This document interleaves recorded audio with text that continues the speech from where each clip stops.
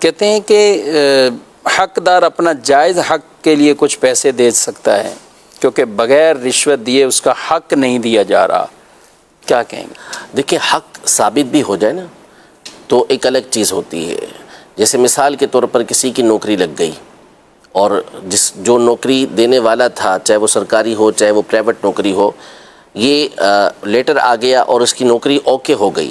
اب درمیان میں کوئی ایسا راشی افسر ہے جو کہتا ہے کہ جب تک مجھے دو گے نہیں اس وقت تک میں تمہاری اس سیٹ پر تمہیں آنے نہیں دوں گا، یا جو لیٹر تمہارا اوکے ہوا ہے اس پر میں سائن نہیں کروں گا.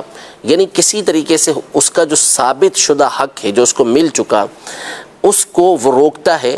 اب اس کے پاس اس کے علاوہ کوئی اور چارہ نہیں کہ وہ اس کا منہ بند کرنے کے لیے اس کو کچھ رقم دے، تو یہ اس کو دے سکتا ہے. وہ اس کے حق میں رشوت ہے، اس کے لیے جائز ہے.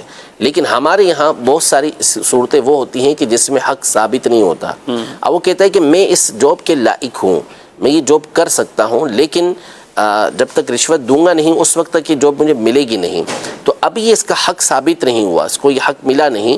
بھلے وہ اپنے آپ کو اس کے لائق سمجھتا ہے لیکن ابھی یہ اس کا حق ہے نہیں، تو اس کے حصول کے لیے، اس کو حاصل کرنے کے لیے وہ رشوت نہیں دے سکتا. تو جو چیز اس کا حق بن کر ثابت ہو چکی، اب اس کے حاصل کرنے کے لیے وہ رقم دے رہا ہے، تو اس صورت میں یہ دینا جائز ہو جاتا ہے.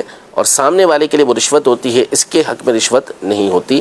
لیکن اس کا فیصلہ کرنا یہ بہت زیادہ مشکل ہوتا ہے. یہ تو آپ نے ایک نوکری کی بات کی نا، نوکری میں تو ٹھیک ہے 1000 بندہ ہے 100 بندہ ہے وہ درخواستیں لے کر آئے، ابھی کسی کا حق نہیں ثابت ہو رہا.